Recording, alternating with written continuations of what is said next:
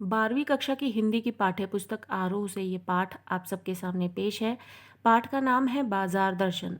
इस भाग में हम इस पाठ से संबंधित उसका सार पढ़ेंगे। सार यानी समरी, या फिर कह सकते हैं आसान भाषा में कि इस पाठ को छोटे रूप में प्रस्तुत किया जा रहा है, संक्षिप्त रूप में प्रस्तुत किया जा रहा है, जिसके अंतर्गत आप आसानी से इस पाठ में क्या बताया गया है, कौन सा विषय लिया गया है और कौन सा विषय लेकर लेखक ने इस लेख के माध्यम से समाज को उसके समक्ष पेश करने की कोशिश की है। तो यहाँ पर समरी लेंगे हम इस पाठ की और समझेंगे कि इस पाठ के अंतर्गत क्या बताया गया है। साथ ही इस पाठ से संबंधित जो इसकी लाइन टू लाइन एक्सप्लेनेशन है वो चैनल पर पहले से ही मौजूद है, जिसको समझना बहुत ज़रूरी है, क्योंकि जब आप पाठ को बेहतरीन तरीके से पंक्ति दर पंक्ति समझ लेंगे तो किसी भी प्रकार का प्रश्न जो आपसे परीक्षाओं में पूछने का प्रयास किया जाएगा, आप उसके उत्तर देने में बहुत ही आसानी से अपने आप को सक्षम पाएंगे। इसलिए पाठ का लाइन बाय लाइन पढ़ना बहुत ज़रूरी होता है। साथ ही यहाँ पर जो समरी पेश की जा रही है वो आपको विषय को बेहतरीन तरीके से समझाने में मदद करेगा। तो इसलिए आप डिस्क्रिप्शन में इसका लिंक पा जाएंगे पाठ से संबंधित, जो इसका लाइन टू लाइन एक्सप्लेनेशन देगा। शुरू करते हैं। पाठ का जो सार है यहाँ पर क्या बताता है हमें। बाजार दर्शन में गहरी वैचारिकता व साहित्य के रंग अद्भुत संयोग है।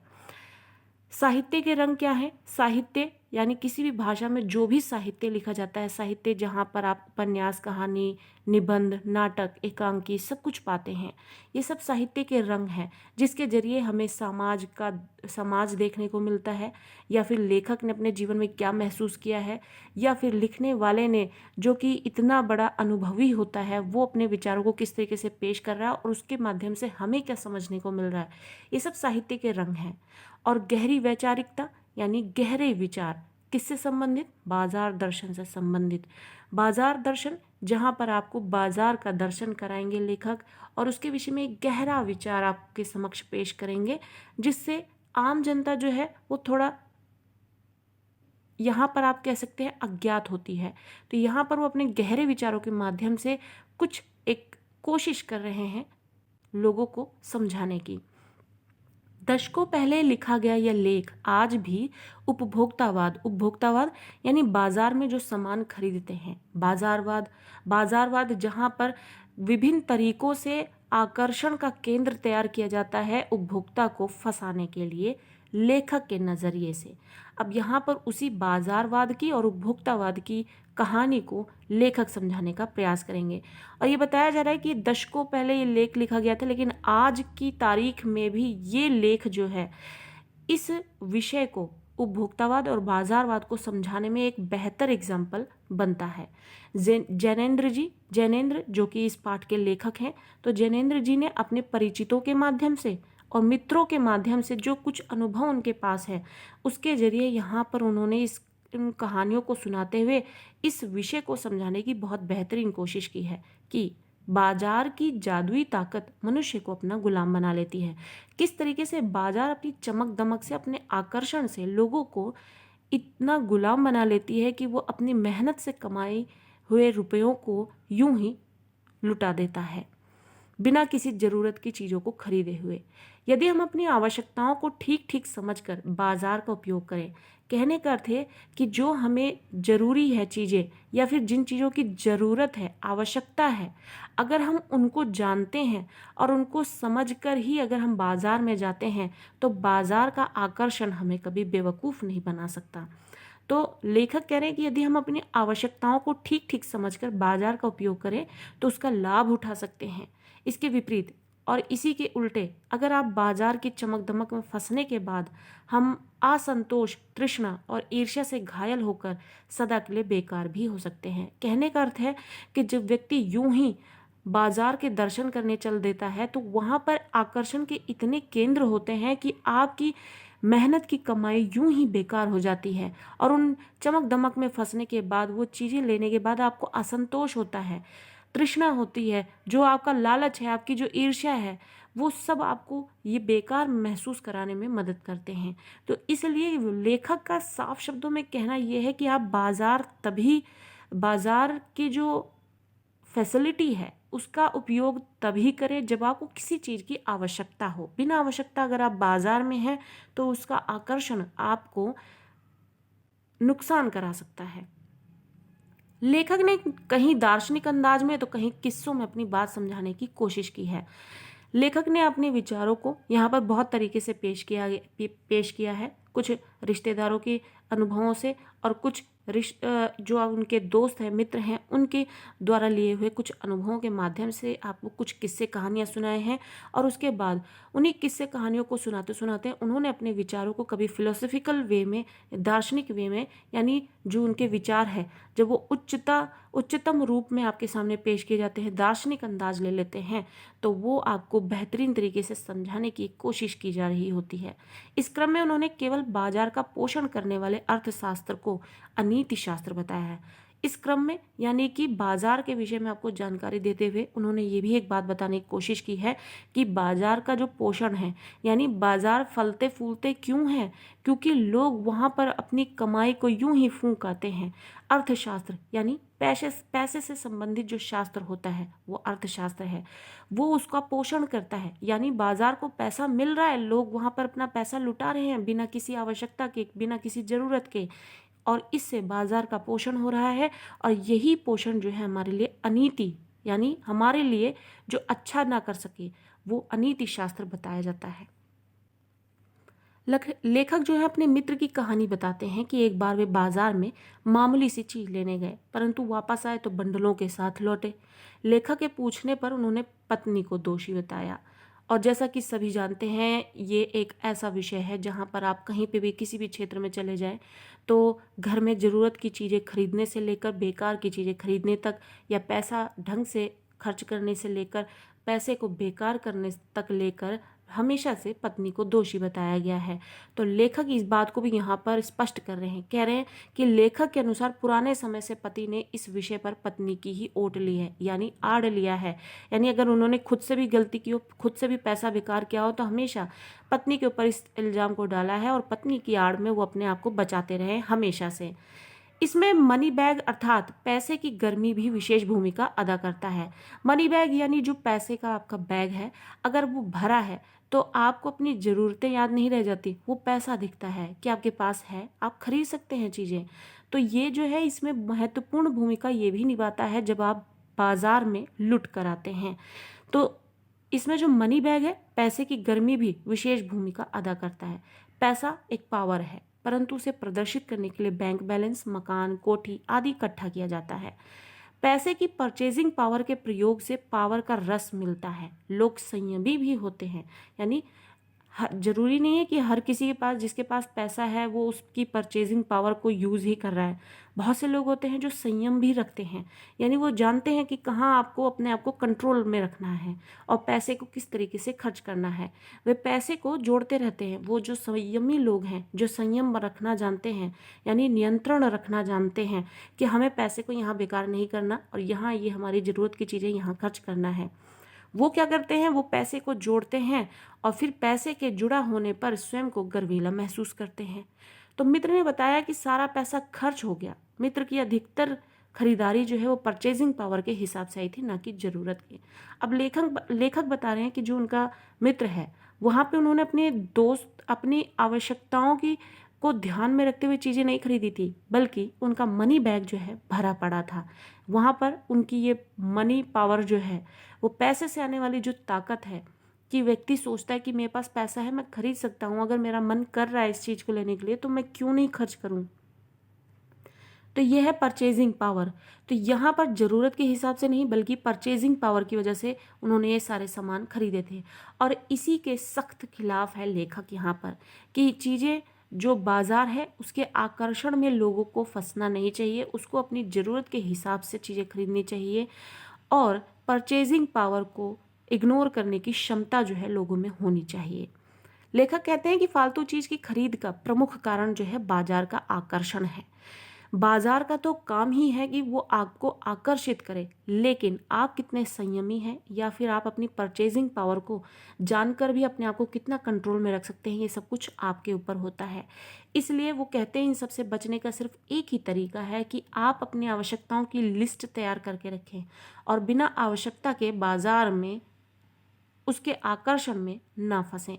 मित्र ने इसे शैतान का जाल बताया है। ये एक ऐसी सजा है जिससे कि शायद ही कोई इसमें नहीं फंसा हो, यानी कि बाजार जाए और कोई उसके आकर्षण में ना फंसा हो, ऐसा हो ही नहीं सकता। तो बाजार अपने जो रूप जाल में है वो सबको उलझाता है। इसके आमंत्रण में आग्रह नहीं है, या आपसे आग्रह नहीं करता है कि आप आइए आइए। जिस तरीके से आपने आग्रह तो देखा होगा, लोग निवेदन करते हैं आइए हमसे मिलिए, या फिर आग्रह आपसे निवेदन किया जा रहा है। लेकिन जो बाजार है वो आपसे आग्रह नहीं करता है, वो सिर्फ आपको अपने आकर्षण में फंसाता है जहां पर आप स्वयं खिंचते चले जाते हैं। ऊंचे बाजार का आमंत्रण मूक होता है। ऊंचे बाजार का जो बड़ी मार्केट होती हैं, या फिर आप ऊंचे बाजार के सेंस में आप यहाँ पर ले सकते हैं, मॉल वगैरह में आप चले जाएं, तो ये जो यहाँ का आमंत्रण होता है वो मूक होता है, यानी कि वो बोलता नहीं है, वो आपको सिर्फ अपने आकर्षण में खींचता ले जाता है। मूक यानी जो बोलता नहीं है, ये इच्छा जगाता है।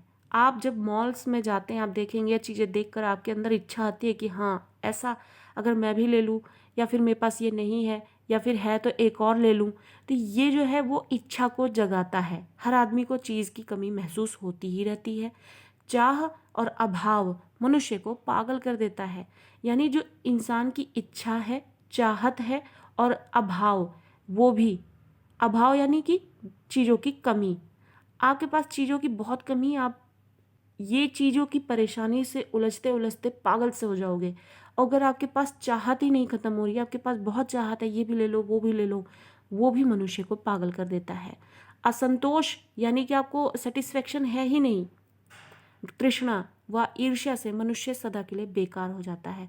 तो ये जो चीज़ें हैं वो आपको अपना सेल्फ कंट्रोल आना बहुत ज़रूरी है, नहीं तो हर एक चीज़ की एक्सेस जो है वो आपको पागल कर देती है। लेखक का जो दूसरा मित्र है दोपहर से पहले बाजार गया था और शाम को खाली हाथ वापस आ गया। अब यहाँ पर आपको लेखक जो है दूसरे मित्र की कहानी सुना रहे हैं, जो बाजार जाता है लेकिन वो खाली हाथ आता है। पहला मित्र जिसकी बात हो चुकी है वो बाजार थोड़े से सामान के लिए जाता है और बहुत सारा ले आता है। अब यहाँ पर एक व्यक्ति जो है वो बाजार गया है ज़रूरत की चीज़ें लेने के लिए, लेकिन शाम को खाली हाथ ही वापस आता है। अब ये यहाँ पर किस्सा देखते हैं कि यहाँ से क्या सीखने को मिलता है। पूछने पर बताया कि बाजार में सब कुछ लेने लायक था, परंतु कुछ भी ना ले पाया। क्यों? एक वस्तु लेने का मतलब है दूसरी छोड़ देना। यानी व्यक्ति जब एक चीज़ लेने चलता है तो दूसरे का लालच तो ऑटोमेटिकली बनता ही बनता है, और एक लेने का मतलब दूसरे को छोड़ देना। यानी वहाँ पर तो आपका फिर भी दिल जो है आपको ये महसूस कराएगा ही कि हाँ ये चीज़ रह ही गई। तो यहाँ पर एक नज़रिया ये भी पेश किया गया है। अगर अपनी चाह का पता नहीं है, अब यहाँ पर क्या है कि व्यक्ति को मालूम नहीं है उसकी ज़रूरत क्या है, वो देख रहा है मुझे ये लेना है, उसके पास सेल्फ कंट्रोल भी है, इसके चक्कर में जो चीज़ ज़रूरत की है वो भी नहीं ले पा रहा है।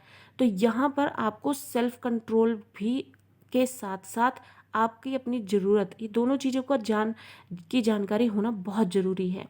अगर अपनी चाह का पता ही नहीं है तो सब और की चाह में घेर ही लेती है, ऐसे में कोई परिणाम नहीं होता। बाजार में रूप का जादू है, यह तभी असर करता है जब जेब भरी हो तथा मन खाली हो। यानी बाजार का आकर्षण हमें कब अपने में फंसाता है? जब आपका मन खाली हो, आपके पास कोई ज़रूरत की चीज़ की लिस्ट ना हो और आपकी जेब पैसों से भरी है, तो आप बाजार में जो भी देखेंगे, जो भी कुछ आकर्षित करेगा, आप सब लेंगे। ये मन व जेब के खाली होने पर भी असर करता है। खाली मन को बाजार की चीज़ें निमंत्रण देती हैं, सब चीज़ें खरीदने का मन करता ही है। जादू उतरते ही फैंसी चीज़ें जो हैं वो आराम नहीं खलल ही डालती प्रतीत होती हैं। इससे जो है स्वाभिमान व अभिमान बढ़ता है। यानी लोग अपने घर में फैंसी चीज़ों का जुगाड़ क्यों लगाते रहते हैं? वो ये इसलिए कि बाहर से 4 लोग आए तो उनके अंदर हमारे घर को देखकर ये आए, लालसा आए कि वो कितने ठाट बाट से रहते हैं, या फिर कितना अच्छा रहन सहन है, कितने क्लासी लोग हैं। तो ये क्या है, आपकी ज़रूरत को पूरा नहीं कर रहा है, ये आपकी ज़रूरत से परे है, जो आपको दूसरों को सेटिस्फाई करने के लिए या आपका ओहदा दिखाने के लिए, आपकी जो आपका क्लास है वो दिखाने के लिए है सिर्फ। तो ये जो फैंसी चीज़ें हैं वो आपको कुछ देर ही आराम देती हैं, बाद में खलल डालती हुई सी प्रतीत होती हैं। जादू से बचने का एकमात्र उपाय यही है कि बाजार जाते समय मन खाली ना रखो। यानी आपकी आवश्यकता क्या है, आपकी ज़रूरत क्या है, वो आपको पता होना चाहिए, तभी आप बाजार जाएं। और बाजार के आकर्षण से बचना है तो मन में लक्ष्य हो। लक्ष्य यानी आपको पता है कि आपको ये 3-4 चीज़ें लेनी है, वो आपका लक्ष्य है। बाजार गए, आप सामान लेकर आए और वापस आ गए, और आप बाजार के फालतू के आकर्षण में फंसने से भी बच गए। तो मन में लक्ष्य हो तो बाजार का आनंद भी ले सकते हैं आप। बाजार की असली भूमिका है आवश्यकता के समय काम आना। यानी बाजार जो है असलियत में वो किस लिए होते हैं, वो कि आपको आवश्यकता के समय पर आपकी ज़रूरत की चीज़ों को किसी भी समय उपलब्ध करा सकें। लेकिन अब ये बाजार जो है आकर्षण का इतना बड़ा केंद्र बन चुके हैं कि आवश्यकता से परे ये और अन्य चीज़ों में आपको फंसा ले जाते हैं। मन खाली रखने का मतलब मन बंद नहीं करना है। यानी कि मन खाली रखने की बात जो अभी तक लेखक ने की है कि आप मन खाली ना रखें, तो आपके मन में आवश्यकता मतलब आपकी आवश्यकताएं क्या है वो ध्यान में रखा होना चाहिए। मन बंद नहीं करना है। शून्य होने का अधिकार बस परमात्मा का है। यानी व्यक्ति तो है ही, व्यक्ति जो है वो अपने मन को खाली नहीं रख सकता, वो इंसान है। मन जो है वो खाली सिर्फ ईश्वर का रह सकता है, उसी के पास इतनी ताकत है, वो इतनी शक्ति है जो सनातन भाव से संपूर्ण है, जो पूरा है, संपूर्ण है, जिसके पास इतनी ताकत है कि कब क्या कैसे करना है वो सब जानता है। उसके पास इतनी ताकत है, उतनी शक्ति है। मनुष्य जो है वो अपूर्ण है, पूरा नहीं है। मनुष्य इच्छाओं का निरोध भी नहीं कर सकता, यानी वो अपनी इच्छाओं को मार भी नहीं सकता। अगर मनुष्य ने अपनी इच्छा को मार दी तो वो मनुष्य नहीं रह जाता। यह लोभ को जीतना नहीं है बल्कि लोभ की जीत है। तो इस तरीके से लेखक एक बहुत बड़ी सीख देना चाह रहे हैं। यहाँ पर आप उनका फिलॉसफिकल वे जो है देख सकते हैं। मन को जबरन बंद करना जो है वो हठ योग है। यानी आप मन को जबरदस्ती खत्म नहीं कर सकते, बंद नहीं कर सकते, उसमें इच्छाएं आती रहती हैं। आपको स्वयं को समझाना आना चाहिए। वास्तव में मनुष्य को अपनी अपूर्णता स्वीकार कर लेनी चाहिए। सच्चा कर्म सदा इस अपूर्णता की स्वीकृति के साथ होता है। अतः मन की भी सुननी चाहिए, क्योंकि वह भी उद्देश्यपूर्ण है। यानी अगर हमारे मन में कुछ इच्छाएं पनप रही हैं तो हर बार वो बेवजह नहीं होती हैं, वो किसी न किसी उद्देश्य से भी होती हैं। तो कौन सी वाली बेवजह है और कौन सी वाली किसी उद्देश्य को लिए हैं, यानी किसी ज़रूरत को लिए हुए हैं, वो पहचानना आपको आना चाहिए। मनमानेपन को छूट नहीं देनी चाहिए। लेखक के पड़ोस में भगत जी रहते थे। अब यहाँ पर लेखक जी एक परफेक्ट जो एग्जाम्पल है, उनके पास एक अनुभव है, वो यहाँ देने जा रहे हैं कि लोगों को कैसा होना चाहिए। लेखक के पड़ोस में भगत जी नाम के एक व्यक्ति रहते थे। वे लंबे समय से चूरन बेच रहे थे। वे प्रतिदिन 6 आने पैसे से अधिक नहीं कमाते थे। वे अपना चूरन जो है थोक व्यापारी को भी नहीं देते थे और ना ही कोई ऑर्डर लेते थे। 6 आने पूरे होने पर, यानी कि जब वो पूरे दिन में 6 आना जब भी कमा लेते, उसके बाद जो भी चूरन बचता था वो बच्चों में मुफ्त में बांट देते थे। अब यहाँ पे क्या दिखाया जा रहा है, वो व्यक्ति जो है वो संतुष्ट है। वो जितना कमा रहा है उससे उसकी जीवनचर्या हो रही है, बराबर चल रही है, संतुष्टि है उसके पास, और वो उतना काम करके अपने आप को संतुष्ट रख पाने में स्वयं को सक्षम पा रहा है। वो सदा स्वस्थ भी रहता है। इस वजह से उन पर बाजार का जादू नहीं चल सकता था। वे निरक्षर थे, यानी वो पढ़े लिखे नहीं थे, ज़्यादा जानकारी नहीं थी। जब ज़्यादा जानकारी नहीं थी तो जितना वो कमाते थे अपने जीवन को चलाने के लिए, वो उनको खुश रख रहा था। तो बड़ी बड़ी बातें जानते नहीं थे वो। उनका मन अडिग रहता था। पैसा भीख मांगता है। पैसा यानी आपके पास बहुत पैसा है, वो आपको दिन रात दिमाग में चलाएगा, ये कर ले, वो कर ले, आज कहीं घूम ले, आज कहीं खा लें, आज कहीं कुछ सामान ले लेते हैं। आपकी इच्छा पूरी होती नहीं। आपके पैसा जो है भीख मांगने पर मजबूर करता है। भीख मांगना इन द सेंस कि आपके पास पैसा फिर भी आप किसी से कुछ मांग रहे हैं, ये नहीं। आपके मन में आपकी इच्छाएं पनपती रहती हैं, कुछ ना कुछ आपका मन आपको मांगता ही रहता है कि अब मुझे ये चाहिए और वो चाहिए। तो पैसा जो है, अगर आपके पास पैसा है तो भी वो भीख मंगवाता ही है। आपकी इच्छाएं जो है वो पूरी कभी हो ही नहीं पाती हैं कि मुझे ले लो। पैसा भीख मांगता है कि मुझे ले लो। वह निर्मम व्यक्ति पैसे को अपने आहत गर्भ में बिलखता ही छोड़ देता है।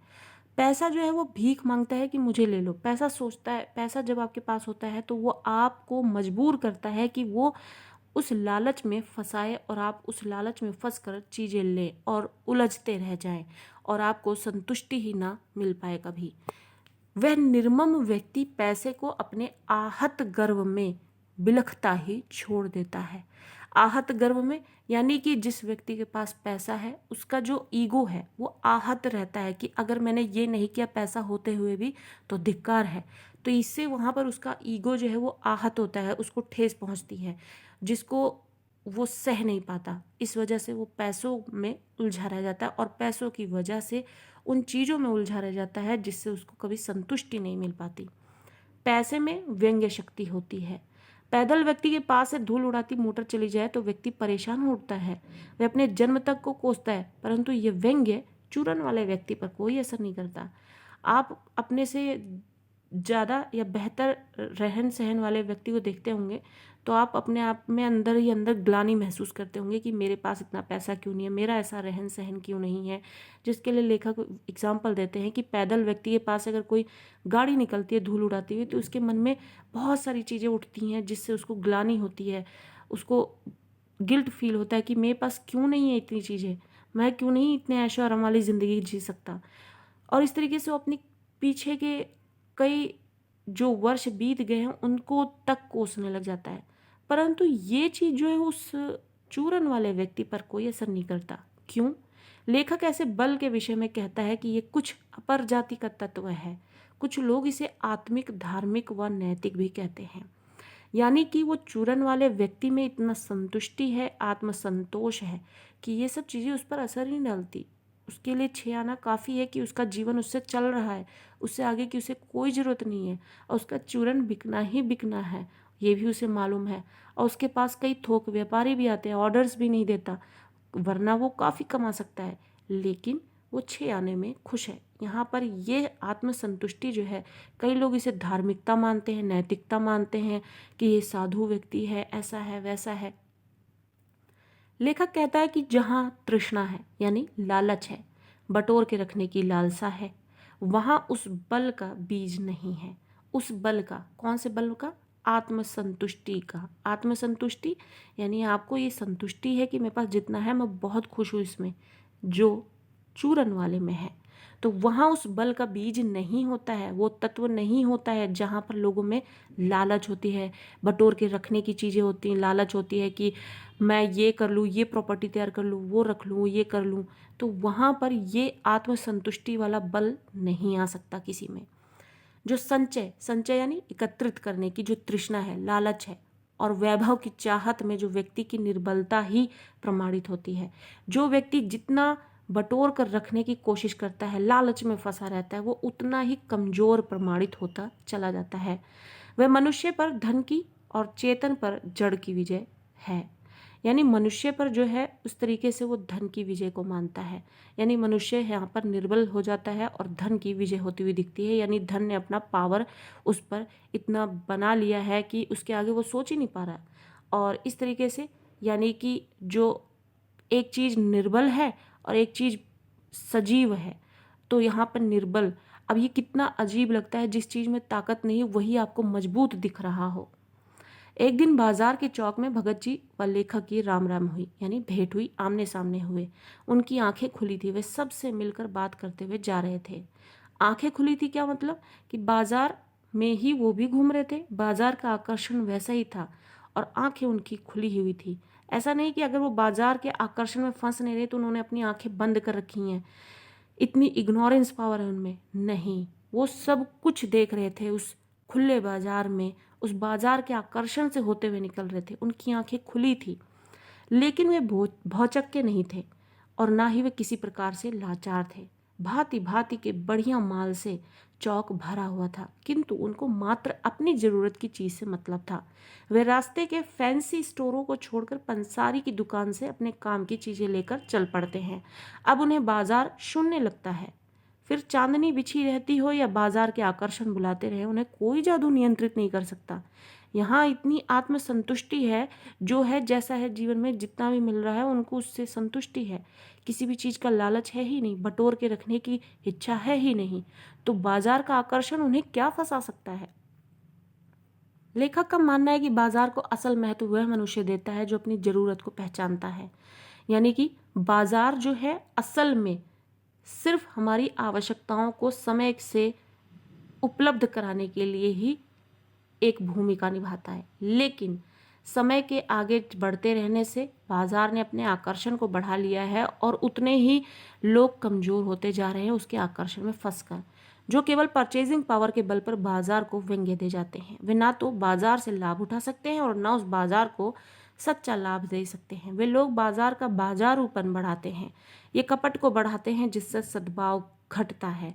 सद्भाव नष्ट होने से ग्राहक और बेचक रह जाते हैं, वे एक दूसरे को ठगने की घात में रहते हैं। ऐसे बाजारों में व्यापार नहीं शोषण होता है, कपट सफल हो जाता है तथा बाजार जो है मानवता के लिए विडंबना है। और जो ऐसे बाजार का पोषण करता है, जो उसका शास्त्र बना हुआ है, वह अर्थशास्त्र जो है अनीति शास्त्र है। यानी जिसके पास पैसा है वही उस बाजार के आकर्षण में फंस रहा है, या जिसको आत्मसंतुष्टि नहीं है, लालच है, तृष्णा है और बटोर के रखने की चाहते हैं, वही बाजार के इस जाल में फंस रहा है। और ये एक कपट है जो बेमतलब की चीज़ों को खरीदने पे मजबूर कर रहा है और बाजार उसको खरीदने के लिए मजबूर कर रहा है अपने आकर्षण में फंसाकर।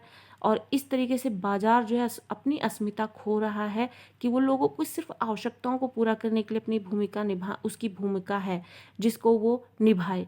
लेकिन इस तरीके से जहाँ कोई किसी पर नियंत्रण नहीं है, ना बाजार के आकर्षण पर, न खरीदने उपभोक्ता पर कोई नियंत्रण है और ना ही बाजारवाद में, वो एक कपट है। और ऐसे बाजार का जो पोषण करता है, कौन करता है? जिसकी जेबें भरी हैं। वह अर्थशास्त्र जो है लेखक के अनुसार अनीति शास्त्र है।